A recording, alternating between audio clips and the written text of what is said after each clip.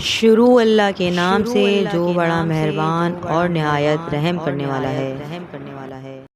حسن اخلاق دین اسلام کی روح ہے اور سب سے بہترین عبادتوں میں شمار کیا جاتا ہے۔ یہ انسان کے کردار کو سنورنے اور اسے معاشرے میں مثالی بنانے کا ذریعہ ہے۔ قرآن و حدیث میں حسن اخلاق کے بہت زیادہ فضیلت بیان کی گئی ہے اور نبی کریم صلی اللہ علیہ وسلم کی زندگی اس کا بہترین نمونہ ہے۔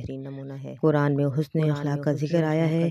اللہ تعالیٰ نے رسول اللہ صلی اللہ علیہ وسلم کے اخلاق کو عظیم ترین اخلاق قرار دیا اور بے شک آپ بلند اخلاق پر فائز ہیں۔ اس آیت سے ظاہر ہوتا ہے کہ اخلاق کی بلندی ایمان کی بنیاد ہے۔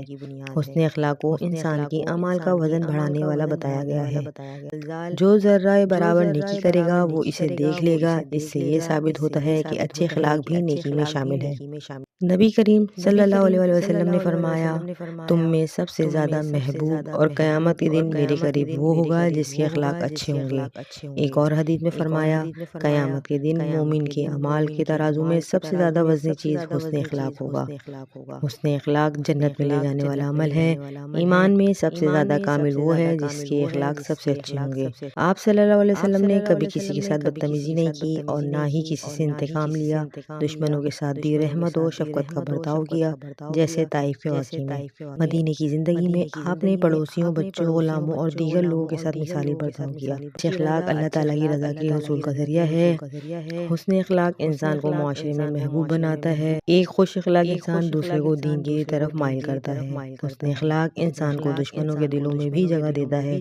حسن اخلاق کئی گناہوں کو مٹا دیتا ہے۔ حسن اخلاق کیسے اپنایا جائے؟ صبر اور برداشت، غصے کو قابو میں رکھ کے اور معاف کر کے۔ ہر وقت نرم گفتار اور خوش اخلاقی کے ساتھ رہنا چاہیے۔ تکبر سے بچیں اور دوسروں کے ساتھ عاجزی سے پیش آئیں۔ دوسروں کے دکھ و درد میں شریک ہوئیں۔ حسن اخلاق اسلام کی روح اور نبی کریم کی سنت ہے۔ یہ نہ صرف ایک بہترین عبادت ہے بلکہ انسان کی دنیا اور آخرت دونوں سنورنے کا ذریعہ ہے۔